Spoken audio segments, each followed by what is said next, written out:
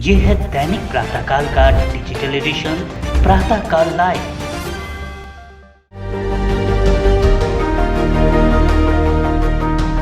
धरती धोरारी हो धरती धोरारी, आ तो सुर गाने शर्मावे, इन पर देव रमण ने आवे, ईरो जस नर नारी गावे। धरती धोरारी हो धरती धोरारी। प्रातःकाल लाइव के संवाद शो में आज आपसे रूबरू हैं मीरा भाईंदर की समाज सेविका और राजनीति में सक्रिय सुमन कोठारी, जो यहाँ नगर सेविका भी रह चुकी हैं।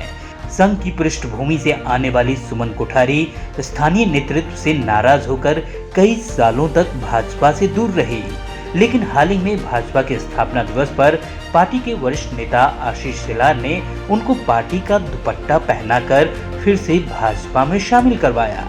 घर वापसी से पूर्व सुमन कोठारी से संवाद साधा है मनीष पालीवाल ने। आइए देखते हैं प्रातःकाल लाइव की खास रिपोर्ट। नमस्कार दोस्तों, प्रातःकाल लाइव में आप सभी का स्वागत है। आपने अक्सर देखा होगा कि संवाद के इस कार्यक्रम में हम अक्सर आपको व्यापारियों से, उद्योगपतियों से मुलाकात कराते हैं, लेकिन आज हम मुलाकात करा रहे हैं राजस्थान की एक ऐसी महिला से जो न बल्कि समाज सेविका बल्कि राजनीति में भी सक्रिय हैं। सुमन जी कोठारी हमारे बीच हैं। मूल रूप से ब्यावर की हैं और अहुआ में इनका विवाह हुआ है। मीरा भाईंदर की राजनीति में इनका एक बड़ा अलग ही वर्चस्व है। आज इनसे जानेंगे इनकी राजनीतिक यात्रा, सामाजिक यात्रा और निकट भविष्य में इनके क्या प्लान्स हैं। प्रातःकाल लाइव में स्वागत है मैम। नमस्कार। हम जानना चाहते हैं कि सबसे पहले आप अपना बैकग्राउंड बताएं कि आप कहाँ के मूल हैं और कितने वर्षों से मीरा भाईंदर में विराज रहे हैं। मेरा मूल ब्यावर गांव है जो राजस्थान में है, और शादी मेरी पाली के अहुआ गांव में हुई है। 88 में शादी हुई, उसके बाद 90 में मैं मुंबई आ गई। व्यवसाय क्योंकि मेरा यहीं पे है, इसलिए मैं मुंबई आ गई, और मुंबई आने के बाद सामाजिक क्षेत्र में मैं काफ़ी सक्रिय रही। लगातार जो समाज के जितने भी कार्य हैं, क्षेत्र के अंदर जितने भी स्कूल, कॉलेजेस एंड हॉस्पिटल, इन सब के जो सामाजिक कार्य होते थे, उनमें कहीं ना कहीं मेरा भी अग्रणी भाग रहता था कि मुझे भी ये चेष्टा थी कि कुछ ना कुछ एक जो ऋण, माँ बाप का ऋण उतरने के बाद में एक जो समाज का ऋण होता है, वो भी मेरे लिए ऐसा था कि मैं उसको उतारूं।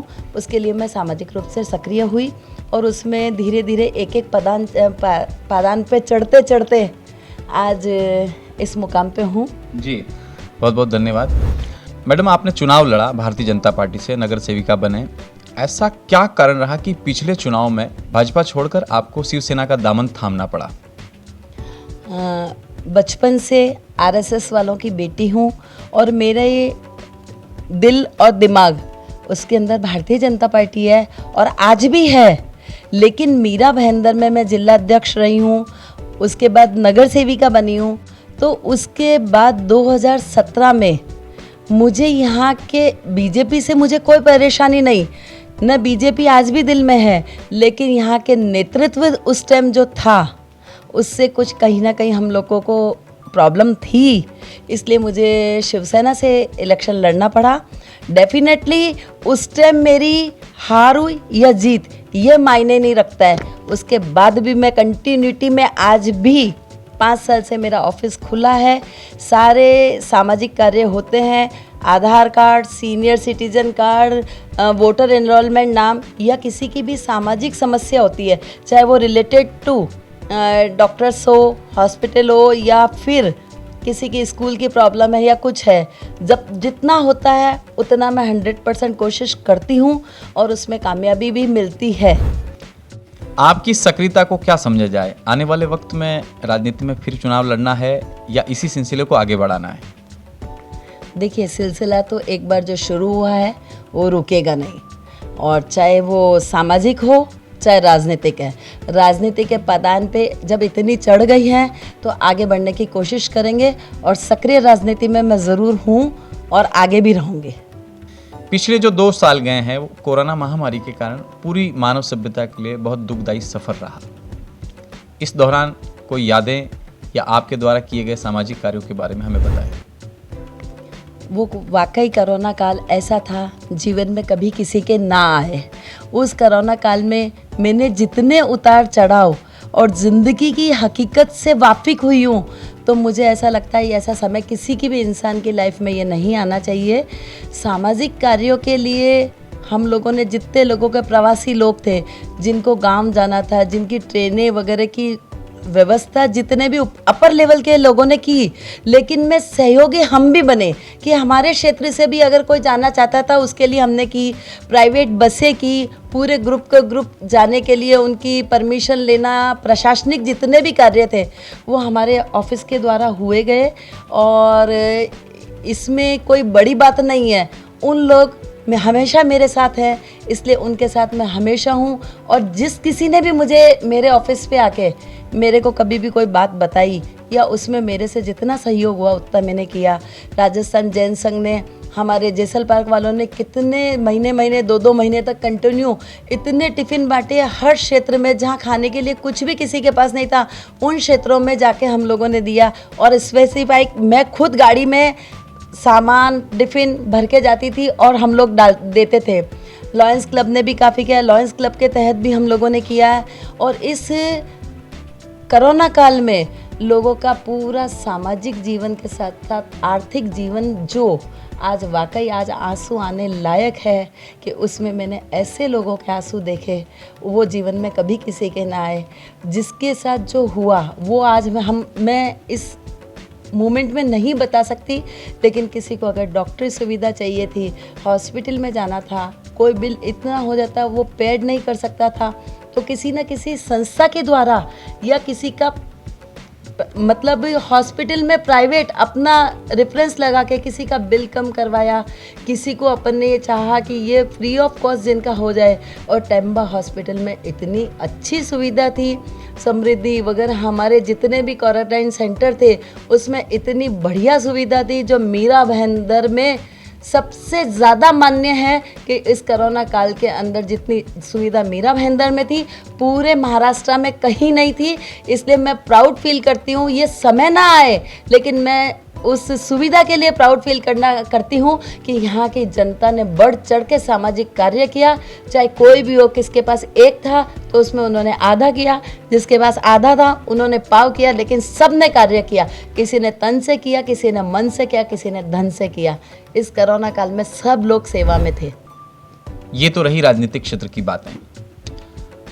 आप एक गृहिणी हैं, सामाजिक भागीदारी आपकी क्या है, किस किस तरीके के कार्यक्रमों में आपकी सक्रियता रहती है, वो विस्तार से बताएं।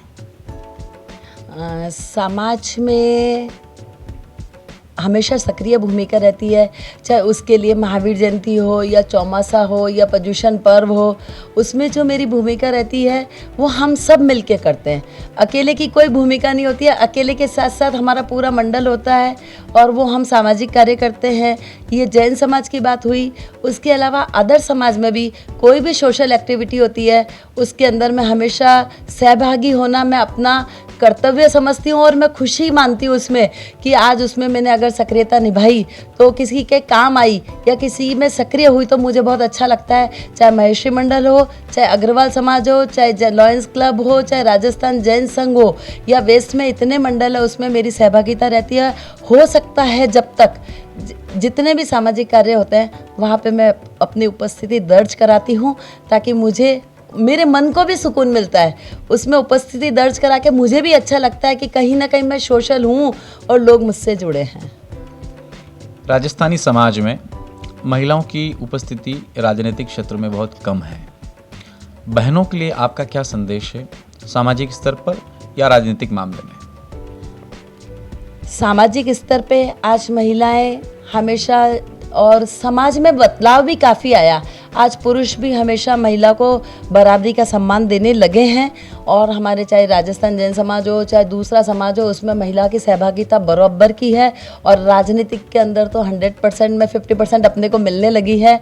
और महिलाओं के लिए तो अपॉर्चुनिटी ज़्यादा है जी, क्योंकि थोड़ी सी तो हम लोगों को 50% मिलता है, बाकी 25% में भी हम घुस जाते हैं, क्योंकि महिलाओं को तो ये मिल ही रहा है बेनिफिट। तो पुरुष के बिना महिला नहीं है, लेकिन उनके साथ साथ चलने के लिए हम हमेशा तत्पर हैं साथ में। आप राजस्थान की भूमि से हैं, मैं चाहूँगा कि हमारे दर्शकों को कोई 2 पंक्तियां राजस्थानी गीत की गुनगुना दें आप। धरती धोरारी हो धरती धोरारी, आ तो सुर गाने शर्मावे, इन पर देव रमण ने आवे, ईरो जस नर नारी गावे। धरती धोरारी हो धरती धोरारी, हो मीठा मोरारी, हो मीठा मोरारी। प्रातःकाल से बात करने के लिए सुमन जी बहुत बहुत धन्यवाद। मिलेंगे अगली कड़ी में और ऐसी ही शख्सियत से। धरती धोरारी हो धरती धोरारी, आ तो सुर गाने शर्मावे, इन पर देव रमण ने आवे, ईरो जस नर नारी गावे। धरती धोरारी हो धरती धोरारी। अगर आप ये कार्यक्रम YouTube पर देख रहे हैं तो हमारे चैनल को जरूर सब्सक्राइब करें और Facebook पर देख रहे हैं तो हमारे पेज को लाइक करना ना भूलें।